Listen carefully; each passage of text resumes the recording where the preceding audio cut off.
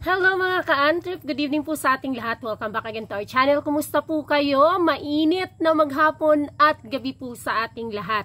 So ayan, mayroon tayong sasagutin na importanteng katanungan dito. Galing kay Boss Den 5022.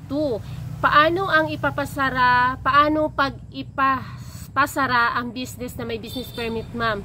May babayaran po ba? So before that, ay shout out muna tayo.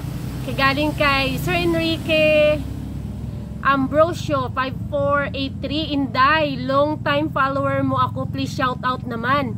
From RDA Motorcycle Parts, Pandanon, Celos Negros Occidental. Hello, may gabi da sa inyo tanan. Kumusta ang negosyo tada? Dari sa amon medyo tumalgid siya kumpara sang nagligad nga tuig.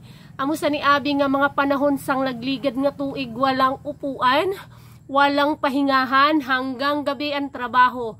Pero ngayon, April, supposedly kasagsagan talaga ng ng ating kalakasan. Pero matumal talaga. Siguro dala na rin ng hirap ng buhay dahil nga sa sobrang init ng panahon. Halos sa ang inaasahan ng mga nasa retail na kagaya natin ay yung mga nasa fishing industry at yung may mga trabaho, pero from the local farmers medyo hirap sila dahil nga sa hirap ng buhay dahil sa sobrang init. So yan, shout out po dyan sa RDA Motorcycle Parts, Pandanon, Celos Negros Occidental. May Celos ba talaga dyan? Maying gabi, agi ka mo dira mga taga Negros Occidental sa Pandanon. Kung may ipaubra ka mo sa inyo mga motor, agi ka mo dira, ayan. So, babalikan natin ang katanungan ni Boss Den. Okay, yung sasabihin ko po, i-share ko po sa inyo ay sharing po. Hindi po ito pagtuturo dahil hindi naman ako talaga eksperto or hindi po ako bookkeeper or accountant. Actually, may bookkeeper po ako. So, hindi ako nakapag-share sa inyo kapag may mga nagtatanong, nagko-comment na share yung mga bookkeeping, ganon. Kasi may bookkeeper po ako na nag-aayos, nag-aasikaso niyan. Pero yung katanungan ni Sir na paano pag ipapasara ang business na may business permit, ma'am, may babayaran ba? Sa pagkakaalam ko po, sir, kapag magpapasara ka po or isasara mo na or i-stop mo na ang iyong business, kailangan mo po siyang i-file sa BIR for closure. Kasi kapag hindi po, yan po yung tinatawag ng mga bookkeeper na magkakaroon ka po ng open case. Meaning, sa pagkakaalam nila, ongoing pa rin ang business mo, pero hindi ka na makakapagbayad ng monthly tax, quarterly, annual, registration, yung magre-renew ka ng registration. So, magiging open case mo yun sila. Kumbaga, kapag dumating ang panahon na magre-reopen ka or magtatayo ka ng ibang business, kahit na ibang business name pa yan, tapos pangalan mo, same details, ay doon yan mauungkat ang iyong mga case na tinatawag. Yan yung mga penalties mo, papatong-patong talaga yan kapag hindi mo siya pina-closure, pag hindi mo siya i-file as closure or bankrupt sa BIR. So sa lahat po, yun yung pagkakaalam ko po ha, correct me if I'm wrong, at pa-comment po din sa ating comment section sa mga may mai-input. Pero yun po yung pagkakaalam ko kasi yun din yung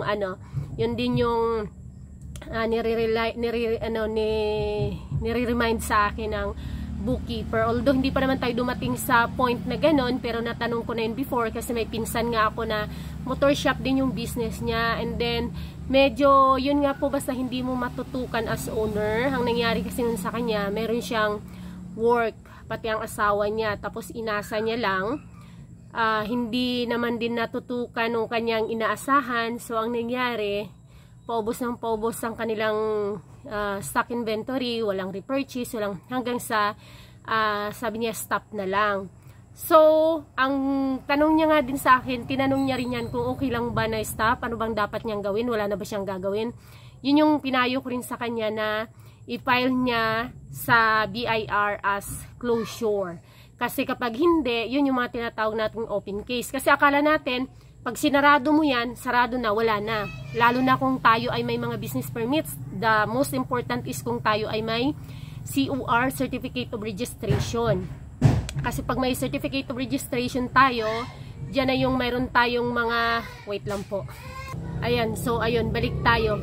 Kasi kapag hindi nyo po yan i-file ng closure sa BIR, darating ang panahon na magkapatong-patong talaga ang mga penalties nyo. Share ko lang sa inyo nung nangyari sa akin way back 2019. Nung ang aking unang bookkeeper ay hindi niya pala binabayaran ang aking mga taxes.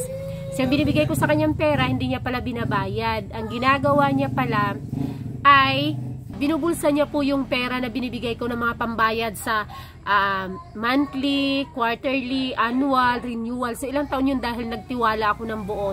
Nung nag-renew po ako ng aking receipts ng aking DTI, doon ko nalaman na mayroon akong open case at ang laki po. Umabot ng nasa 24,000 ang naging penalty ko. Penalty pa lang po yun.